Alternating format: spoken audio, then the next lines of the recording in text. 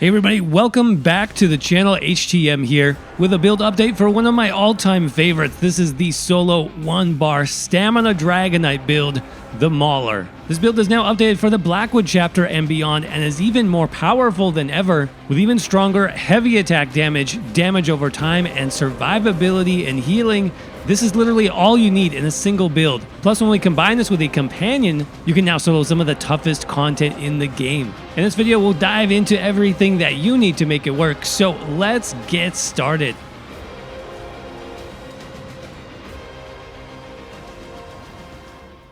Alright everybody, we are back on the Stamina Dragonknight with an update to our solo 1-bar easy stam DK. This is the MAULER build, updated for the Blackwood chapter and beyond. So let's go ahead and jump right into it, starting off with the buff stats on this build. A little bit different than we've had in the past. Sitting at right now 12,000 max magicka, 20k max health, and 30k max stamina. Check it out, recoveries, 1100 magic recovery and 1800 stamina recovery. Weapon damage is a solid 5400, right there with your weapon power buff, and that will go over 6,000, well over 6,000 when we are fully buffed, and especially if you decide to use the 2-bar setup, which we'll talk about in a little bit. 56% weapon critical looks good, and then 18k spell resist, 15k physical resist. Again, those stats do increase if you use the 2-bar setup. 64 points, of course, into max stamina. Running the Thief Mundus, which you can guess without higher weapon critical. And then I'm trying out a different food option this time around. This is called Candy Jester Coins. And the reason why I like this for this particular build is the magicka recovery. This extra magicka recovery is going to help a lot, especially on the 2-bar setup where we have multiple magicka-based abilities that we need to maintain to make our heavy attacks hit as strong as possible. Then, of course, we have the max stamina as well. Now, you can do other options. You can do blue food. You can do tri-stat food, but this is just what I felt helped me the most with my sustain, having that extra magic recovery. So feel free to play around with other options, but this is a nice one. For consumables on this build, it depends on what type of setup you want to run. For a 1-bar setup, you may be better off with something like weapon power and weapon critical potions, or even weapon critical and health, just because we want as much crit as possible on the 1-bar setup. Now, on the 2-bar setup, you have a little bit more flexibility, and you could run something like tri-stat potions if you really wanted to. That would help you with sustain as well. That way you could mix up your food a little bit. But try different options. Those would be my top 2. And then what else? Race. Really up to you on the solo build. There's not a lot of difference one way or the other. I do like Nord a lot for my stamina-based solo builds, you guys, because of the rugged passive. You get the extra physical and spell resistance. You also get extra ultimate generation from the stalwart passive, and extra max stamina and extra max health. So all of that stuff actually combined is very good overall for a solo build, but you can make this work on any race. The difference is not huge either way. So I think that covers the basics. Let's jump right into the gear sets next. Main damage set has not changed. We're running the Sergeant's Mail set. This comes from the Wayrest Sewer Dungeon. You can farm this on normal if you want. And the ideal setup right now for this build is going to be weapons and jewelry. That's because I want to run medium armor if I can for the extra weapon damage, the extra weapon critical. So if you can pick up a Sergeant's 2-hander and then 3 pieces of jewelry, that's going to be the ideal. Now you can mix in body pieces if you want, but be aware this is a heavy armor set, so it's not going to be ideal for damage if you get those heavy armor pieces. But a couple of heavy armor pieces is not terrible. We are running the Maul on this setup. That's going to be ideal for damage due to the extra penetration from the 2-handed passives. And then Precise as the trait for the extra weapon critical is a nice bonus. Now I decided for the enchantment to do Absorb Magicka. And that's again because especially on the 2-bar build, we have tons of Magicka abilities to maintain our build. So this is going to help a little bit there as well. If you're not familiar with this set, you can see what it does here. Max health, health recovery, weapon damage, and your fully charged heavy attacks deal an additional 2257 damage.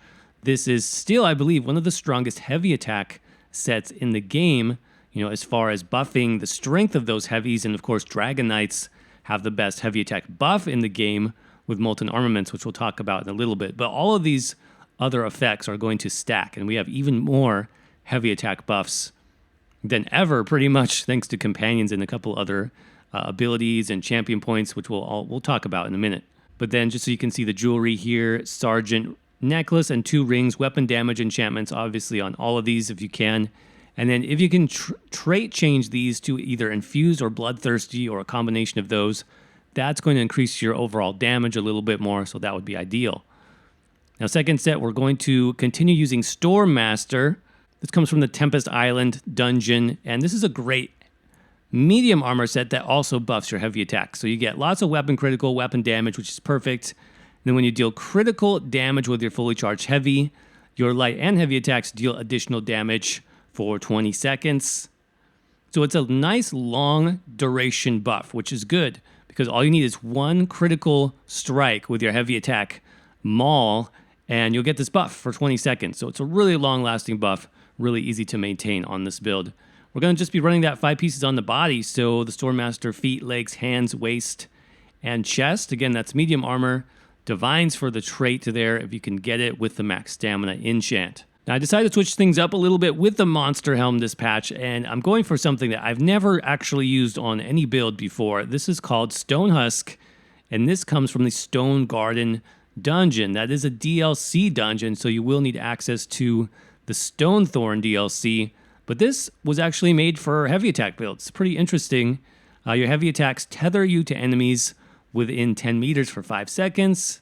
Enemies touching the tether take about 1,000 physical damage and also give you a stack of Husk Drain. Now, when the tether ends, you consume those stacks and you gain 30 weapon damage per stack.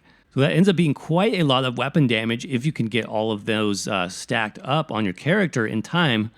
But even if not, it's a lot of extra bonus damage, and it is a tether effect too. So any enemy that's in the range of the tether, this ends up being AoE damage. So you get a nice cleave effect, a lot of extra damage from this going out just from heavy attacking, which you're already going to be doing anyways. So I thought this was a really strong set. It does amp up the damage quite a bit. So if you can get this from Stonethorn, definitely try it out.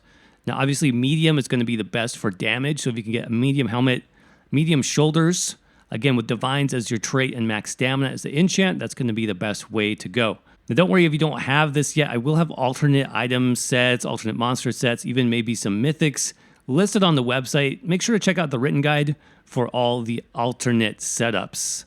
But last, that's going to leave us with our back bar weapon, and I chose to totally max out the heavy attack damage on this build, so we're running a Maelstrom Staff.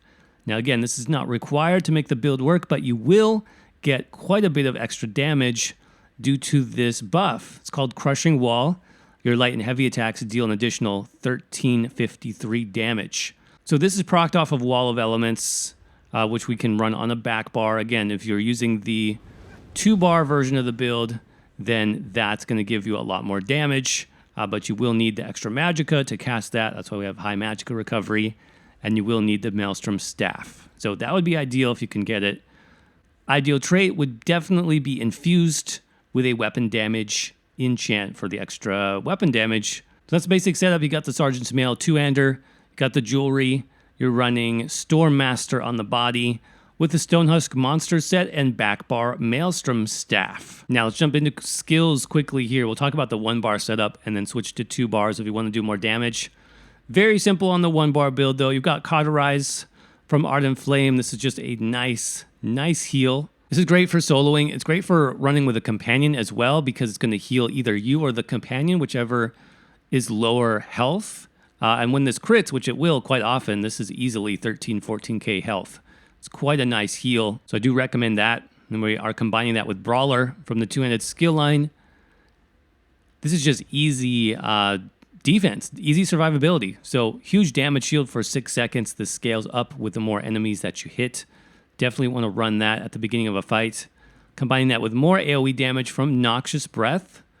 That's also from the Ardent Flame skill line. Third ability here does very nice damage over time, plus the Major Breach debuff. So that's going to take a little bit of the enemy's armor away and actually cause them to take more damage from all of your abilities. So really nice skill there. And then some single target damage with Venomous Claw. That's also from the Ardent Flame skill line, your second ability here. So lots of nice dot damage on this build. And then obviously, since we are the heavy attack focus, Molten Armaments from Earthen Heart. This also provides some very nice passives. But you can see while active, your heavy attacks do 50% increased damage. Best heavy attack buff in the game, which makes Dragon Knights ideal for this type of build. As far as the ultimate, you have many options here. Standard of Might is good just for tougher content where you need maybe a longer ultimate. Standing in the area of the standard increases your damage done and reduces your damage taken by 15%. So this is quite nice for soloing when you have to take those heavy hits. This is going to help you survive through it all. If you want to do a little bit more damage, be a little bit more bursty, you can do Leap. I actually like the other morph here, Ferocious Leap, because you get a huge damage shield. 24k damage shield for 6 seconds is pretty strong. Flawless Dawnbreaker is another good option. It's really up to you. Let's put Standard of Might on, and then we'll take on a boss here so you can see how we put it all together. Buffs are very simple. Buff with your Molten Armaments, Potion, and then keep your heal up with Cauterize. As far as damage, it's just Brawler, Noxious Breath, Venom Claw, and then heavy attacks.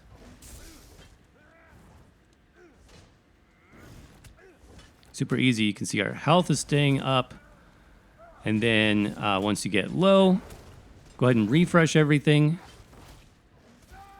If your ultimate's ready, you can go ahead and pop that down.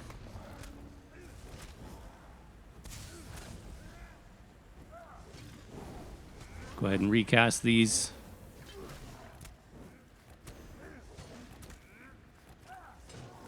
All right, so that is just the 1 bar setup. The damage gets much higher when we talk about 2 skill bars next. So in order to add the 2nd bar we talked about, we're going to be running the Maelstrom Staff on the back.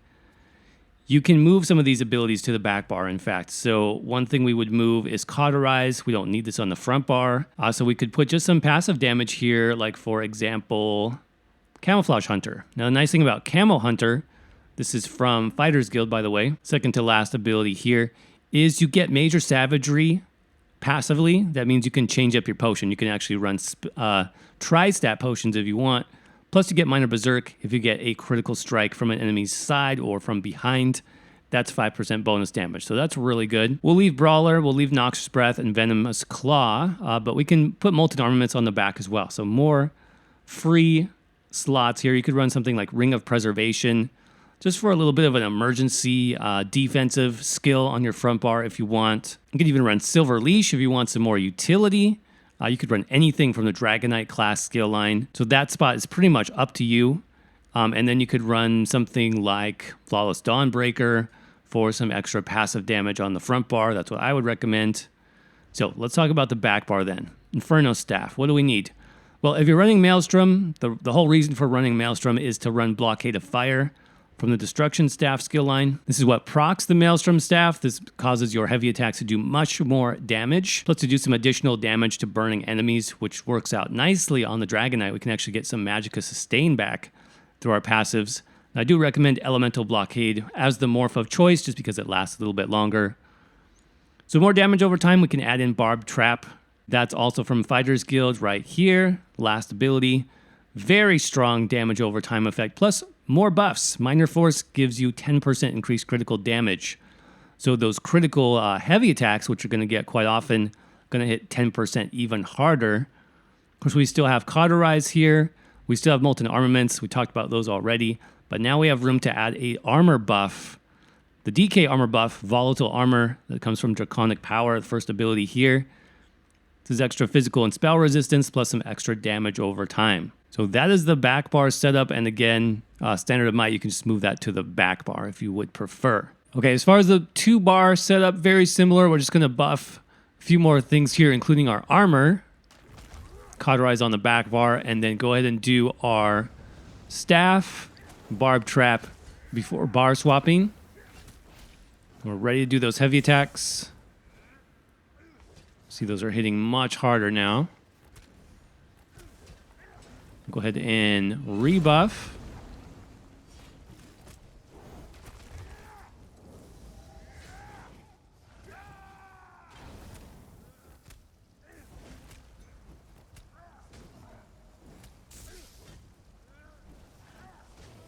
There you go. That covers the skills. As far as what passives you'll need, let's look at class passives first. So Combustion, we talked a little bit about the sustain. You'll be getting both Magicka and Stamina back since we are going to apply Burning a little bit more thanks to our back bar Inferno Staff. So this is a good one to get. I would also recommend Searing Strike to make those damage over times last a little bit longer. And then World in Ruin, this is good as well. This increases the damage for things like Dragonknight Standard and also decreases the cost of your poison ability. So this is a good one too. Under Draconic Power, we're going to get some good reduction of damage from blocking. Burning Heart increases our healing received. This is great for the 2-bar setup. And then Elder Dragon does buff your health recovery and your melee range, as well as your spell resistance from scaled armor. So all of these are worth getting, I would say. Now, the most powerful ones are definitely under Earth and Heart. So this is what you want to focus on first. Eternal Mountain is great. This does buff the duration of your molten armaments. That's a good one to get. Battle Roar does give you stats back for using an ultimate. Mountain's Blessing, though, is one of the best, really, for Stamina Dragonknight, because not only do you get major brutality from casting molten armaments, you also get minor brutality. So that ends up being 10% weapon damage plus 20% weapon damage. So 30% damage increase with just that one buff plus the passive for using it. So this is very good. Plus you get ultimate back. Make sure you keep your molten armaments up as much as possible. Of course, Helping Hands gives you a little bit of stamina back also, which is not bad. Now, in terms of weapon passives, yes, you want all of your two-handed passives. Destruction Staff does not matter quite as much, but you will get a little bit of extra damage on your Elemental Blockade for using these.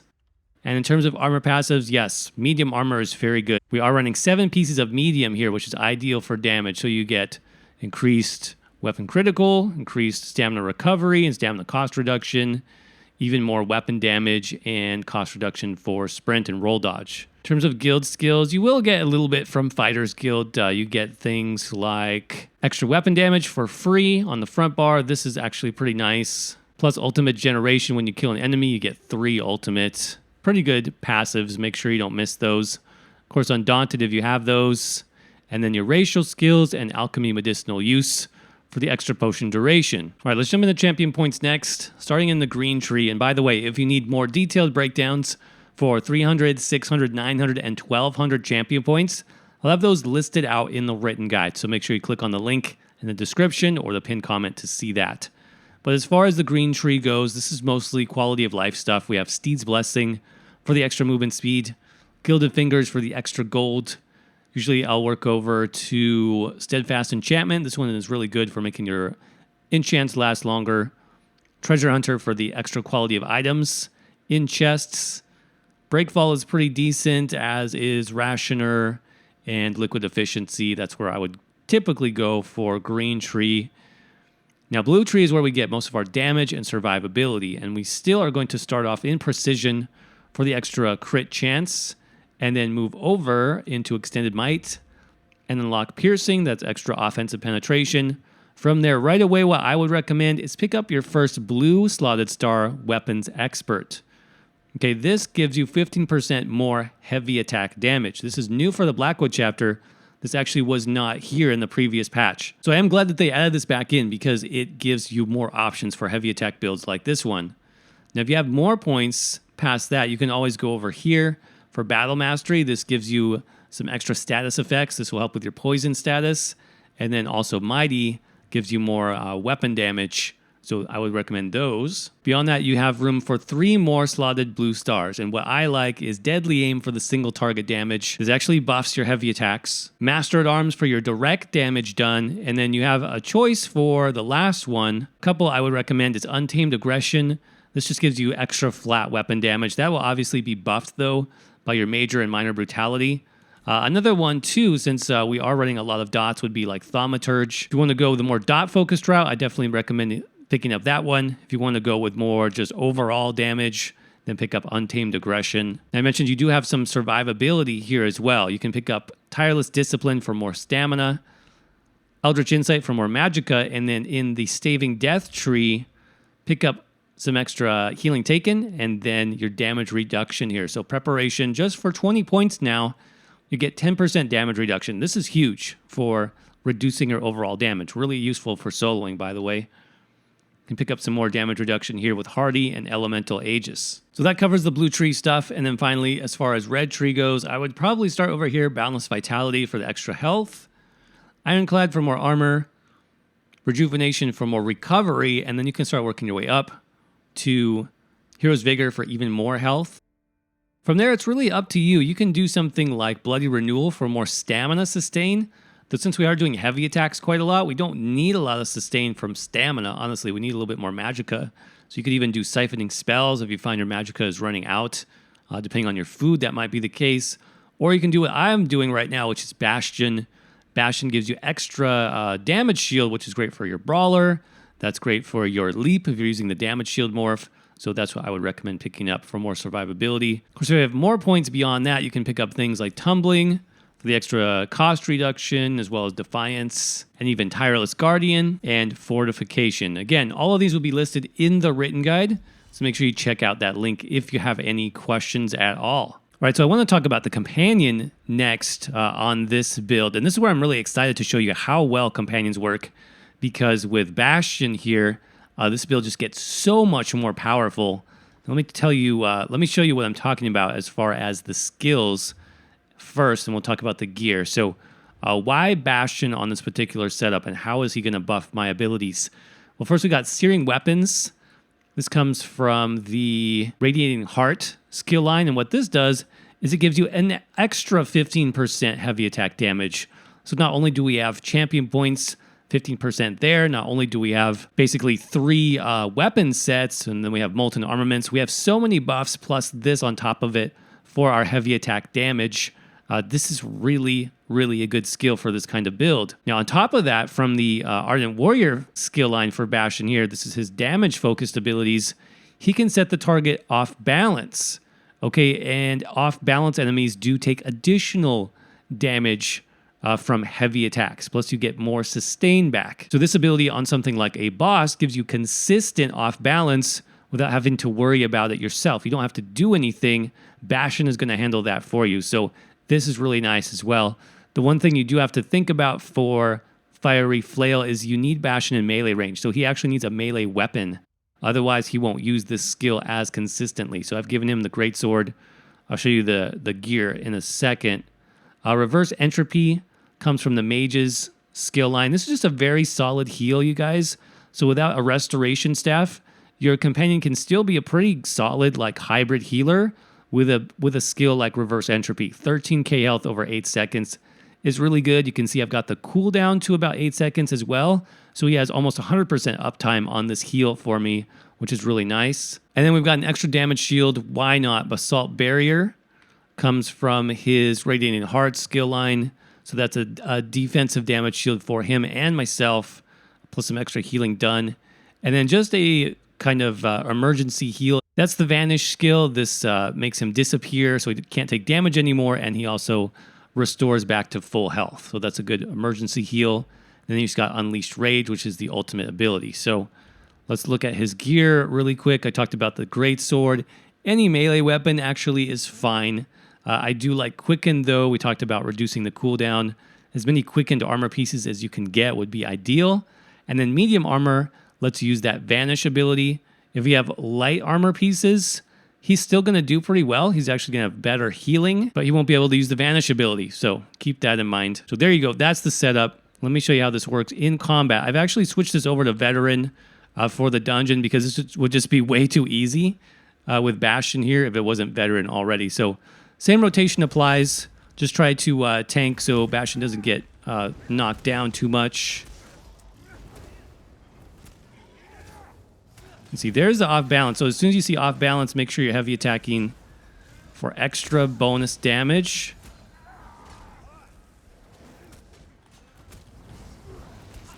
And then reset your buffs.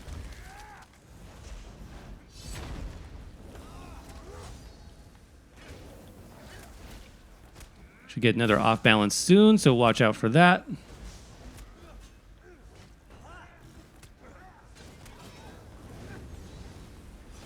There it is. I'm going to heavy attack there.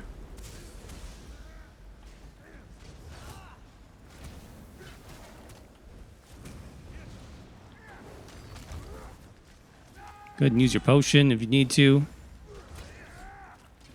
I have really good healing too, so I probably don't even need to use Cauterize or Brawler.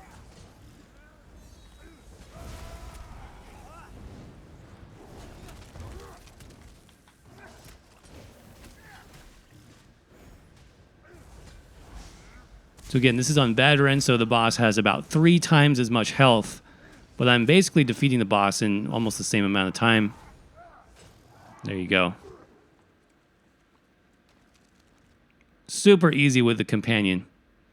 So last but not least, if you're curious about the armor styles, as far as the head and shoulder, this is just Stone Husk. That's what the monster set actually looks like. And I've combined that with some Dark Elf here, heavy armor Dark Elf. That's the third one, plus a few Breton pieces thrown in. And then the weapon that actually lights up on fire, you can get from the Flames of Ambition DLC. That's called the Fireforged Maul from the Flames of Ambition Explorer achievement. All right, everybody, and with that said, that's going to wrap things up for the solo Stamina Dragonknight Mauler build, now updated for the Blackwood chapter and beyond. Hope you guys enjoyed this one. It is definitely a lot of fun to play. And if you liked this video or found it informative, don't forget to crush that like button and make sure you subscribe for many more ESO builds and guides just like this one. If you have any questions at all on the build, make sure to check out the written guide. There's a link in the description and the pinned comment below. Over there on my website, you will find all the gear sets, including alternate options. You'll find all the skills, champion point loadouts for 300, 600, 900, and 1200 CP, as well as the full build for Bastion, and a whole lot more, so make sure you check that out. I'll leave you with some gameplay here at the end so you can see how the build feels and plays. And as always, thank you all so much for watching. I hope you're doing well, stay safe out there, and I will see you around in the next video.